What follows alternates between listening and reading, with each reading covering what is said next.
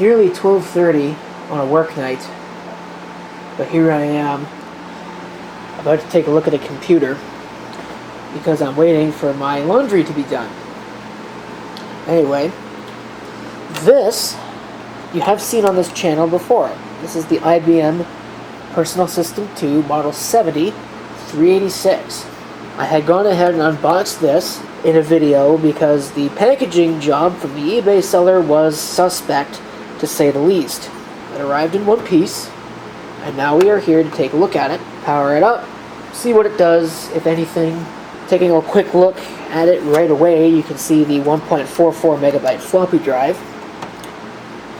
One thing that sucks about the Personal System 2 is that these are special floppy drives. There's an opening here. I suppose this could have been ordered with dual floppies. This is the original toolless case, and there's also the original heavyweight computer. I will need both hands to move it, even though the outer shell is plastic.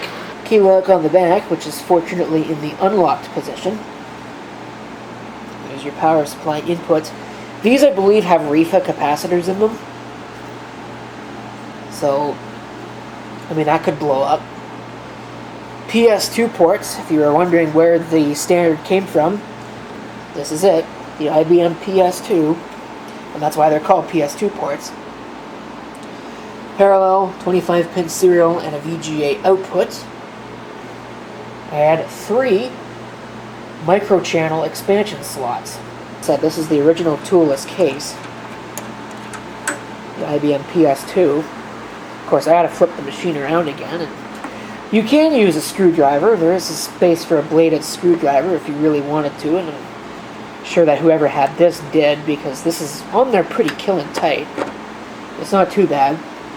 But I do have to flip it around again. It pulls from the front. Like this. And then slides off. The outer shell is metal. Like the actual case itself is metal. The faceplate might be plastic. But this inner case, it might also be metal, but not 100% sure. There is a lot of plastic in here, though. You can see, here's your floppy drive. Here's where the second one would go. Here's the hard drive.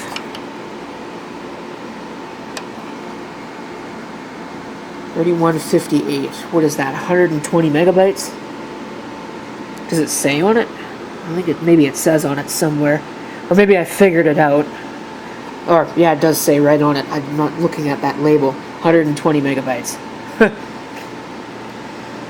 So, there's that. This does have RAM installed. It's nice to see. That's a 32-bit micro-channel expansion slot. Here's an Intel card. I have no idea what this actually is. Probably a modem of some kind. A very beefy modem. And then this is probably an HP IB card. I did get a reference disk, but I probably don't have the correct adapter definition files for these. And what I mean by that is microchannel systems like this were plug and play before there ever really was plug and play. You know, in the old ISA bus systems, you had a million jumpers to configure I/O ranges and addresses and DMA channels and whatever. On something like this, you're supposed to plug it in, and the system will recognize your card, and then you had files on a so-called reference disk that you would boot from, and the system would be able to configure the resources completely automatically without any intervention. Now, in practice, you know, like most early plug-and-play implementations, it wasn't particularly great, but it worked, for the most part anyway. In order to get this out, there are these little plastic nubs, and these tend to get broken. You gotta pull the floppy drive out first before you can pull this part out. There's a bunch of them around here. There's one there, there's probably one back here somewhere. Well, maybe not. I thought there would be one back there, but there's definitely one here. There's one there, there's one there, and there's one there. And yeah, I would have expected to see more, but I guess there aren't more of them. Oh, well, there's one here too. That would remove this, and check this out. Here's a situation that needs to be defused. I'll leave it there for the sake of this bit, but I'm pretty sure it's the original battery and is therefore dead. This is one of the nicer ones because this is a Model 70. It's actually got a pigtail coming off of both the battery and the speaker that goes into the motherboard right here, or planar as IBM called them. But with that there, that means that unless you unplug this connector, you aren't going to lose your settings.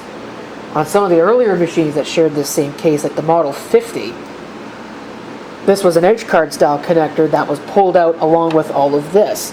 So when you pulled out all of this, you also lost your time and date settings. So hopefully you have your reference disk handy and all your ADF files if you need that. Now, this power supply.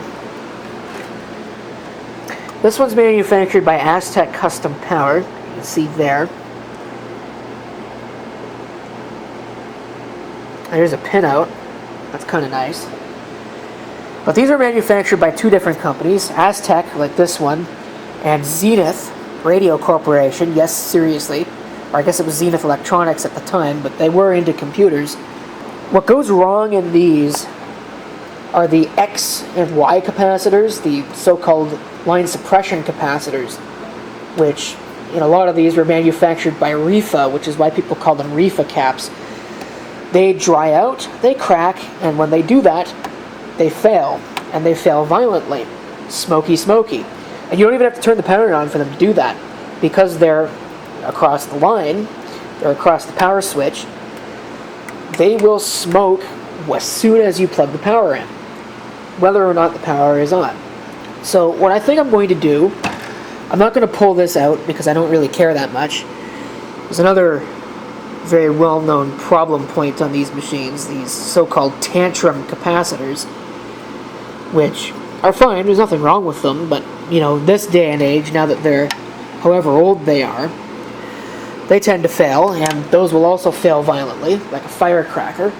But as I was saying about these things, normally they look kind of fiddly, but there's actually a tool, and this one is still present, that you use.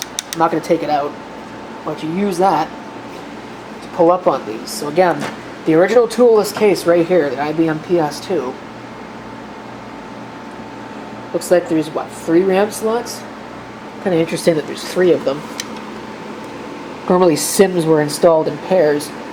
Alright, so I'm going to throw the cover on this, and we'll pan it up, see if any of it actually works, or if it just, you know, blows up in smoke or kabooms from these tantrum capacitors. I hope not. It'd be kind of nice if it didn't do that. Okay, I almost had a minor disaster. VGA connection on the back. There's 15 pins on the cable, but only 14 pins on the IBM. So I did the incredibly professional thing of just bending the pin into the housing. Hopefully it works. And hopefully when I plug this in, we don't get smoke. That wouldn't be good. Right? Okay. Here we go. Power time. It is on.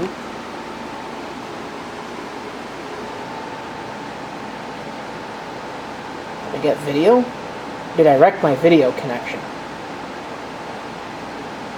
Might have wrecked my video connection. Or it's getting ready to explode. One or the other. I don't know. Okay, I cleared a short on the VGA cable. Let's see what happens now.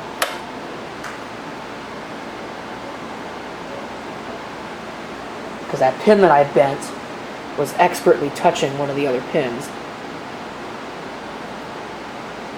It does not appear to have made a difference in this thing's functionality.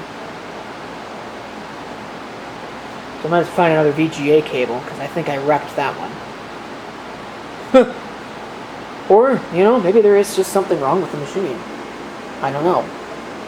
Okay, I changed the cable to one that's already missing the pin, so I didn't have to modify it. Let's see if it likes it anymore. I'm willing to bet it won't.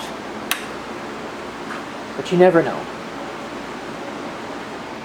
I do get the two lights there.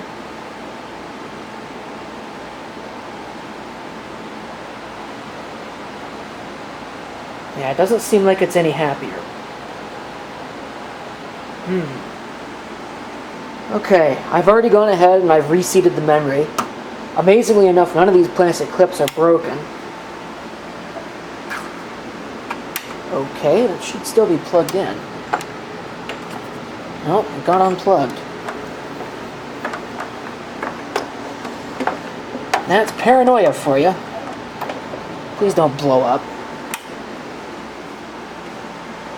Light is on.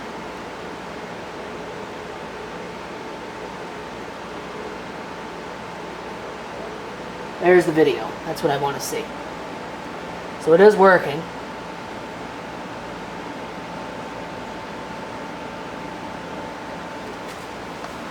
Total of 6 megabytes. Turn on the afterburners. 601. What is that, a floppy error? And I believe that's a floppy drive error. And a 165 configuration mismatch. Just booted into cassette basic. So let me go ahead and throw the floppy and hard drive back on this.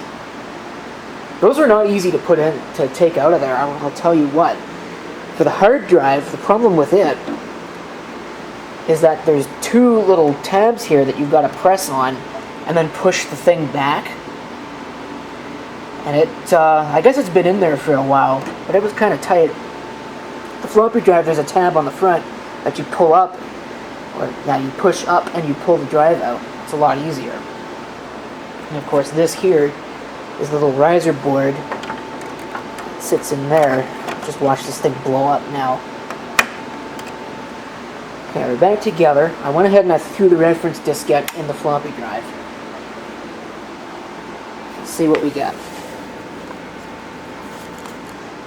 Watch it have died in the intervening moments. There's your video.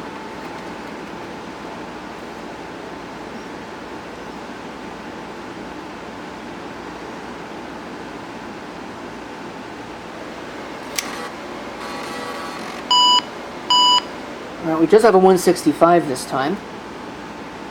And it should boot to that diskette. Maybe we do have a problem. Might have to get the other keyboard. I don't have a lot of PS2 keyboards sitting around.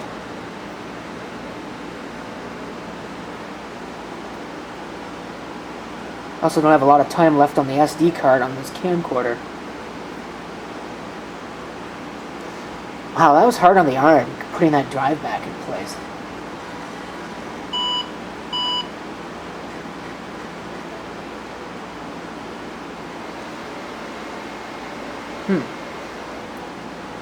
It doesn't go any farther. Alright, I grabbed the other keyboard. Let's see if it works now. 305 is a keyboard error. All of the 300 series errors are related to the keyboard, so there is a problem. It doesn't like that keyboard. It's the keyboard cable problem, I think, is what that refers to. There's your 165.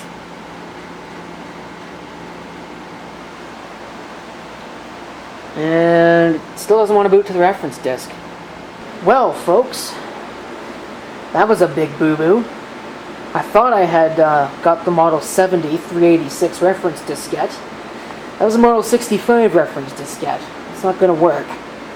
So I've corrected that particular oversight. It hasn't smoked yet.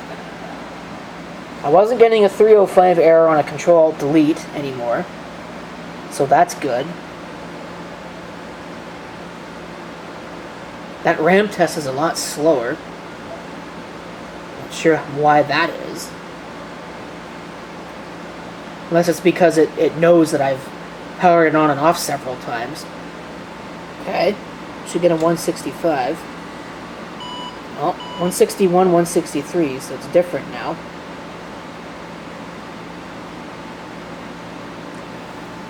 Light is on the floppy drive.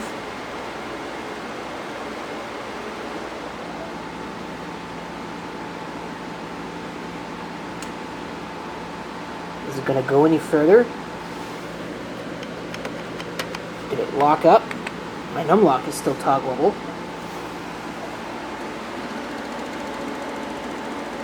That doesn't sound good. Are we going any further?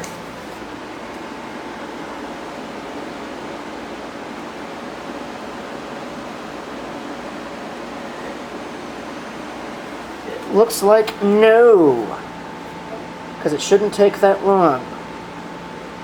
So I'm wondering if we've got a bad floppy drive as well. And I guess that's going to put the brakes on this as I run out of space here. So I guess thanks for watching for this video. We'll have to revisit this at some point. Change the floppy drive.